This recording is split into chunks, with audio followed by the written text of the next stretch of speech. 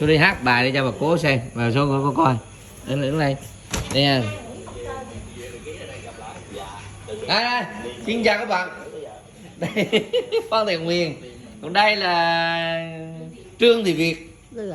Thì đang qua YouTube đó. Đấy. Quan Trương Thị Hoa. Đây thường gọi là Việt. Và Quên Dấu. Đây là mẹ Quên Dấu. Đây là bà nội Quên Dấu.